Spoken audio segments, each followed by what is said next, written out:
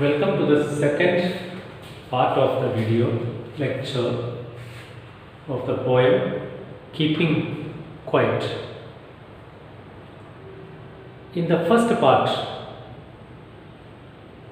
we saw the theme of the poem Keeping Quiet, that is introspection, means assessment.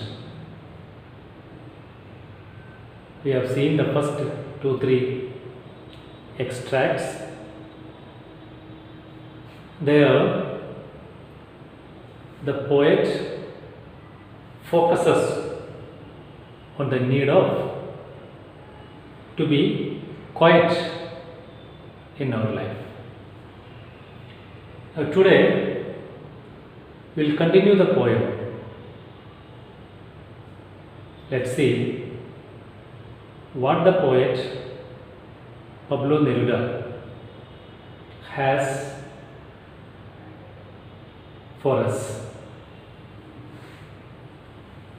The next extract says, fishermen in the cold sea would not harm whales, and the man gathering salt would look at his hurt hands.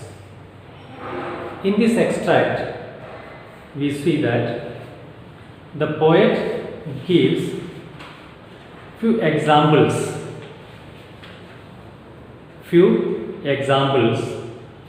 of the different activities that we the human beings do to ourselves as well as nature.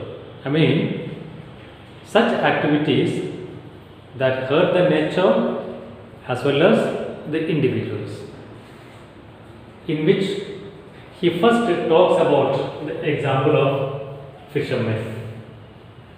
Fishermen in the cold sea. Cold sea means the places nearby the poles, south as well as north pole. There we find the fishermen. We don't say simply fishermen, they are called the whalers. The whalers in this cold sea, what do you think they do? They catch a large number of whales. These are not simple fishermen. Such people, such fishermen, those whalers, those who catch a large number of whales at the poles. The poet tells that by catching these whales, they are bringing a sort of ecological imbalance to nature. They hurt the nature by bringing ecological imbalance. So he appeals to those whalers, the fishermen, those who catch the whales in the cold sea. It's the first example of the category of people, those who bring harm to the nature. Here, one thing we can see that the fishermen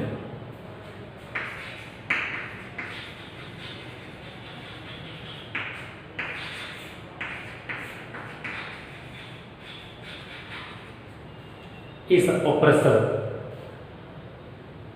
The fisherman is the oppressor, and the whales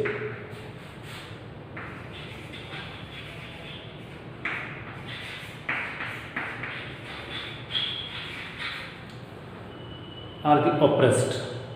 I mean, the fishermen is compared to the oppressor and the whales are the oppressed.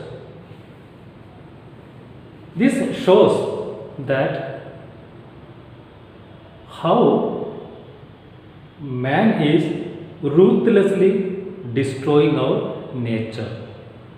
How? By catching a large number of whales.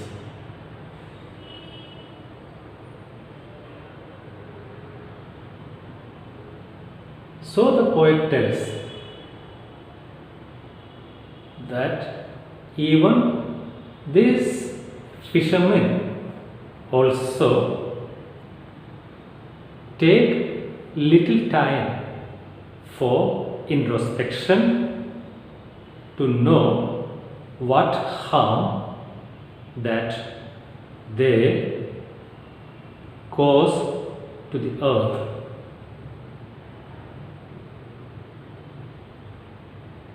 Here we find the term called sea. It is used as an imagery, and besides, we see that the poet has used a poetic device, that is transferred epithet. What is?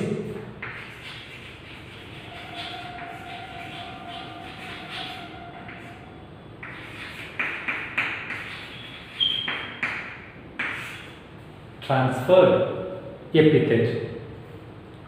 Transferred epithet means a modifier that qualifies a noun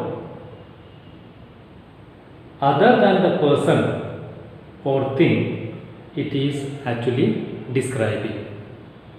I mean, transferred epithet means a modifier, usually an adjective, that qualifies a noun other than the person or thing it is actually describing.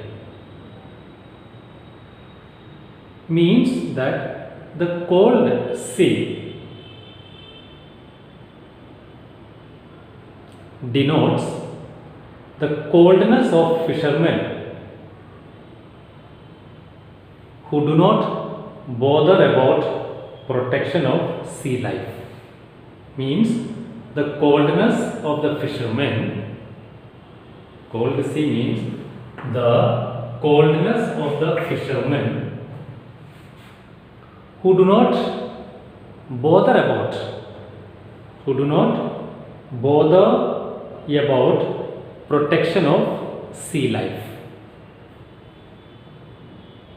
When we take as an example, you see, sleepless night. It's a good example for transferred epithet. Sleepless night. Can night be sleepless? Not at all. Night can never be sleepless. But it is the person. It is the person who feels the situation. In the same way, here the coldness of fishermen who do not bother about the protection of sea life, and this indirectly harms the environment, our nature. How? By bringing ecological imbalance. So the poet appeals to them. They also, who? The fishermen, stop their activities for a while. Now the second example the poet gives is of the man gathering salt. The man gathering salt, which is salt gatherers. The salt gatherers. To them, the poet says that they look at their hurt hands. A man gathering the salt may look at his own hurt hands. Here the term hurt hands. The term hurt hands shows that man is harming himself. Man is harming himself. He has got no time to look into himself. Continues to do the same work, the mechanical work of gathering the salt. Never looks at himself. Never looks at himself. To such person, the poet appeals that he also may stop his activity, suspend his activity for a while. What for? To look at his hurt hands. By gathering the salt for years, man has actually hurt his hands. His hands have become quite rough, quite hurt with by doing that same job. So he may also stop for a while and look at himself. Only then he will be able to understand the harm that he does for himself. Now we see the two categories of people. One, the fishermen, and the second one, salt gatherers. Both of them suspend their activities for a while so that they can realize, understand about themselves, will get time for introspection and rectify themselves. So we see the imagery, cold sea, the fishermen, the oppressor, and the whales, the oppressed. That means the oppressor continue to harm the oppressed, the whales. The oppressed is oppressed by the oppressor. And the salt gatherers. I hope that the first extract is clear.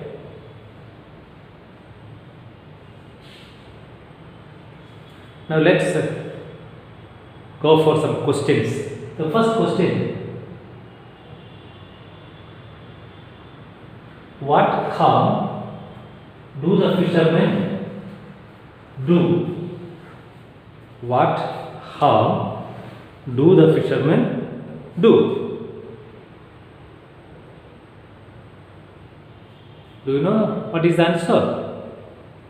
The fishermen kill the life at sea, especially the whales. I mean, the sea life is killed by the fishermen. Second question is that why are the salt gatherers' hands hurt? Why are the salt gatherers' hands hurt? Why? Because of gathering salt for many years. I mean, the salt gatherers have bruised their hands and hurt their hands with years of gathering salt. One more question that may be asked: what do these activities means catching the whales and gathering the salt, what do these activities convey? Answer: such type of activities, and these activities, catching the fish, especially the whales, and gathering the salt, these are mindless activities. What is it? Mindless activities, and they lead humanity nowhere. They lead humanity nowhere.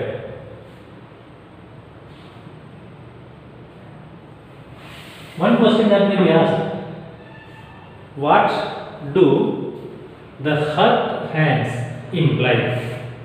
What is it? Hurt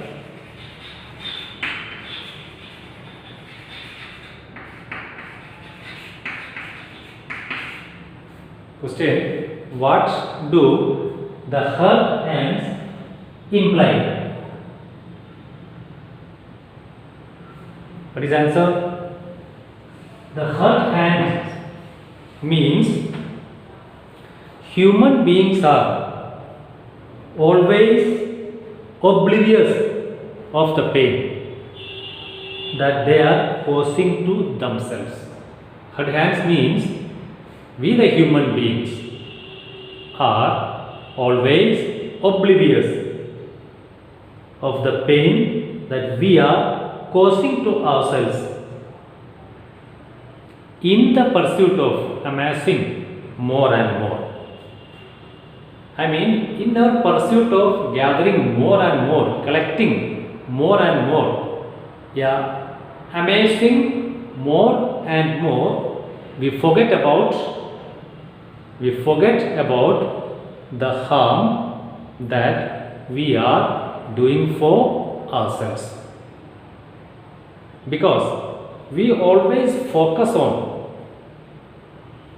our mind is always focused on one thing. What is it? Gather and accumulate more and more. In that pursuit, we forget about the pain that we are causing to ourselves.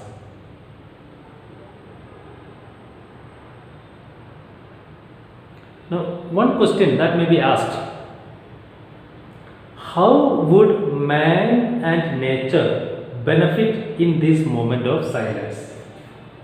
How would man and nature benefit?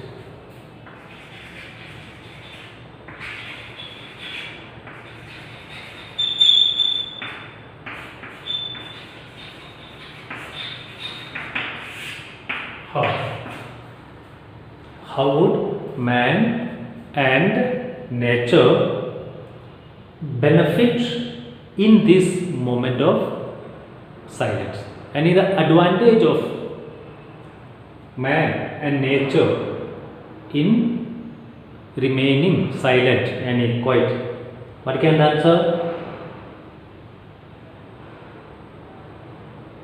We can say, in this moment of silence, man will not harm nature. Man will not harm nature.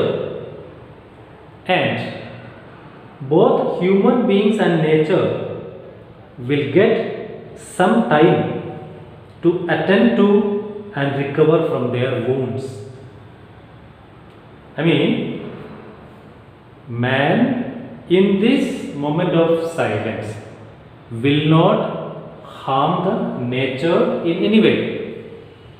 And so, both man and nature, both man and nature will get some time to attend to and recover from their wounds, and it means we get some time to attend to our problem and thereafter to recover. This can only be achieved when we keep quiet and introspect in us. I hope the extract is clear now. Okay, then let's move to the next extract.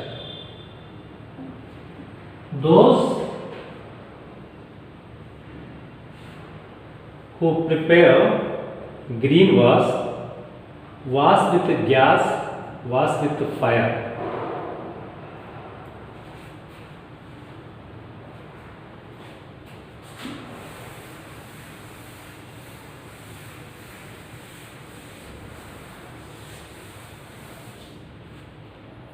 Those who prepare green was with gas, was with the fire. In the first part we saw fishermen harming nature. Second, salt gatherers hurting their hands. And the third category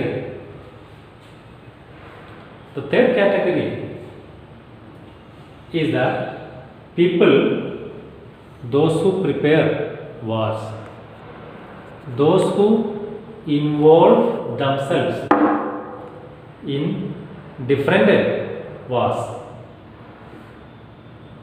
The poet has given three different types of wars.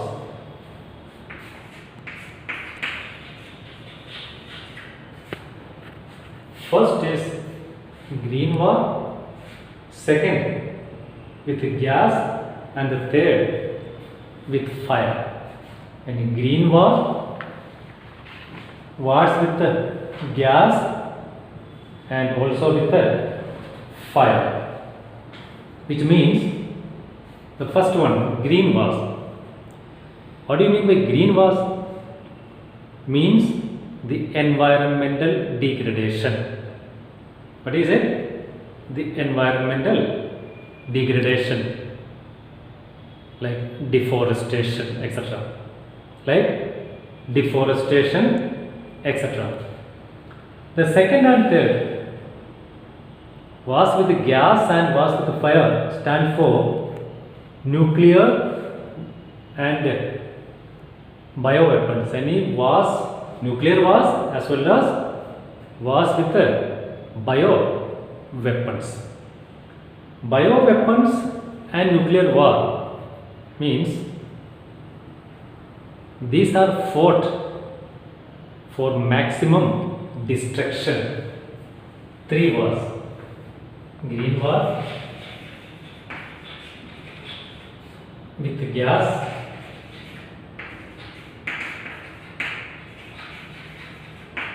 with the fire, means nuclear as well as bioweapons. But for maximum destruction.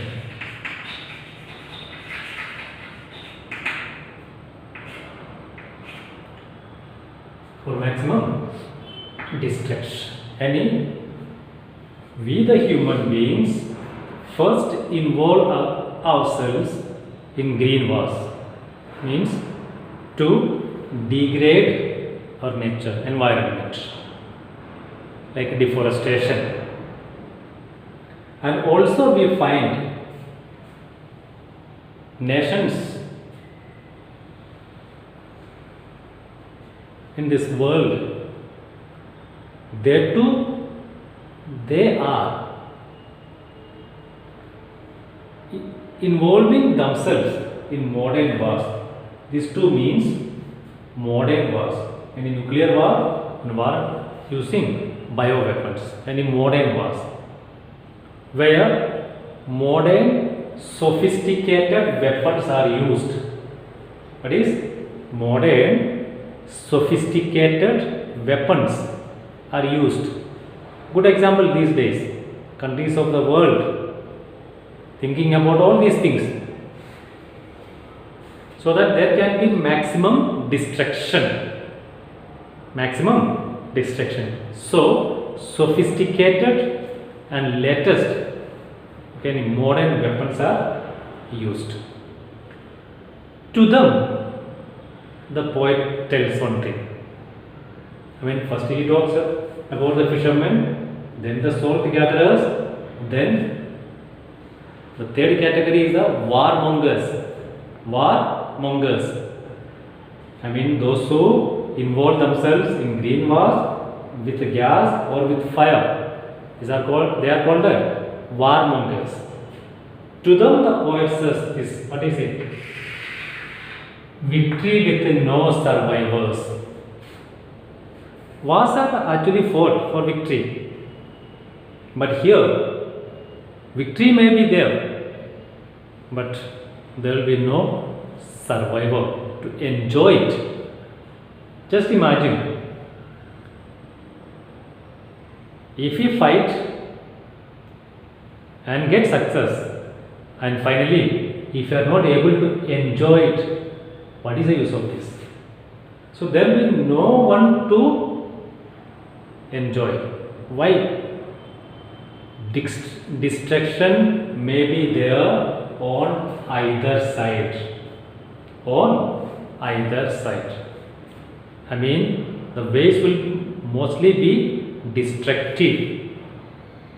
In destructive ways, there will be maximum destruction, and no one will be able to enjoy it. So he tells that they would, who? The warmongers.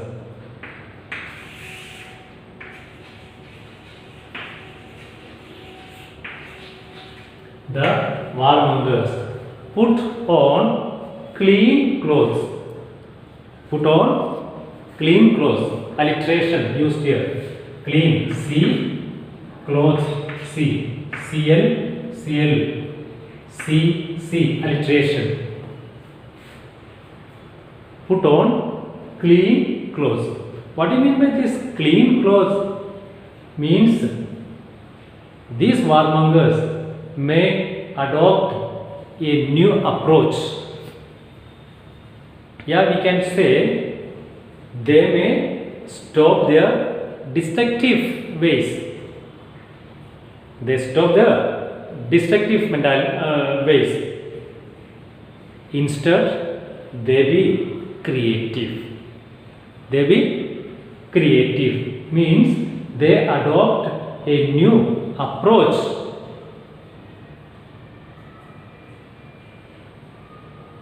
And this clean clothes stands for peace. It stands for peace.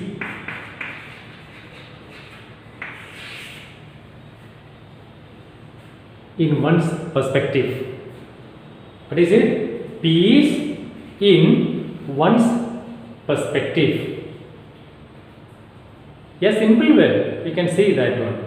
When we avoid all the destructive mentality, we will be more creative, and there will be the feeling of a togetherness, brotherhood among the people. And that's what the poet says, that such people, the warmongers, those who tend to destructive ways, they put on clean clothes, they adopt a new approach to life. A new approach to life. Then there can be peace. And this peace will change in one's perspective. And further says, and walk about with their brothers in the shade, doing nothing. What is it? Walk about with their brothers means they may consider others as brothers, as their brothers. There are two words. One is brothers, second one brethren. You may have heard of it. Brethren, B-R-E-T-H-R-E-N, brethren stand for the people, or you can say the plural, in which the meaning is that those who belong to the same caste, sector, etc., whom we consider as our brothers. They are not literally our brothers with the blood relation, but we count them, consider them as our brothers. So, and walk about with their brothers in the shade, doing nothing. So, in the shade means it is a symbol of mankind. I mean, when we avoid the destructive path, there can be a feeling of mankind. There can be a feeling of brotherhood among the people. So the extract tells that those who prepare wars, and the warmongers, let it be green war, modern wars like with gas, with fire, they may understand one thing. That there will be no survivors to enjoy the victory. Victory will be there, but no survivors will be there to enjoy it. So, such people put on clean clothes, consider others as their brothers. How? They may adopt a new perspective. Then they will consider others as their brothers. So we can have, we can say there will be a symbol of mankind. Otherwise, life will continue to be so. We will continue to live, but without peace and harmony. Now let's go for some questions. First question that may be asked is, what are the different types of wars that the poet talks of? The poet here talks of 3 different types of wars: green war, wars with gas, and wars with fire.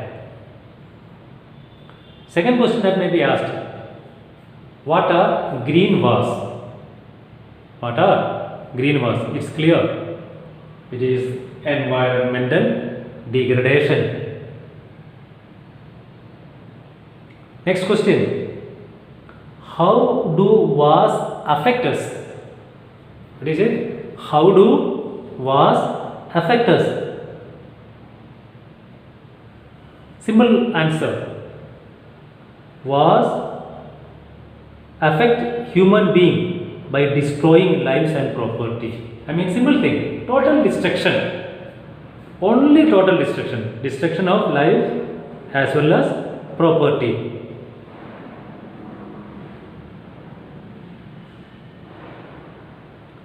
Next question, what could be the ideal situation? What could be the ideal situation? The ideal situation would consist of happy people walking about in company of each other. I mean, happy people, simply people, they walk in the company of each other at peace. Each other at peace.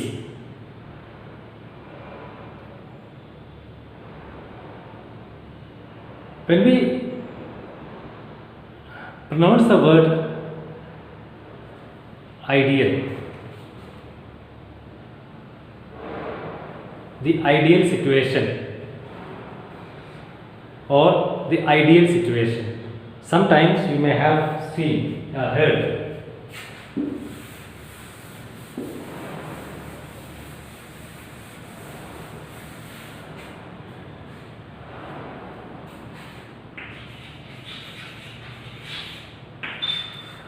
ideal situation.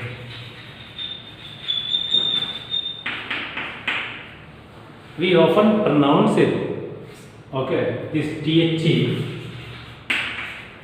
as the as well as the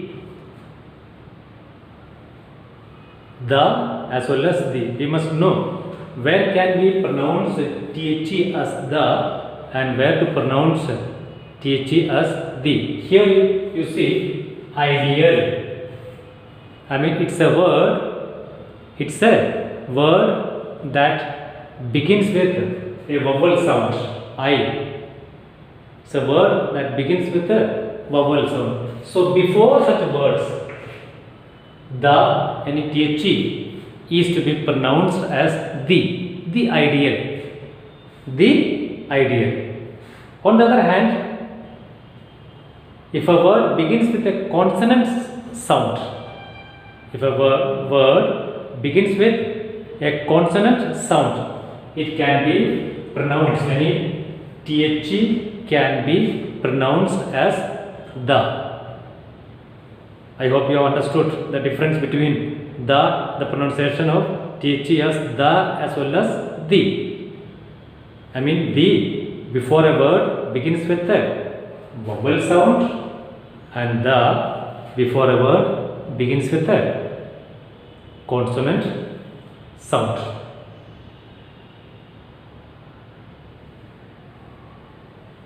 I hope it is clear.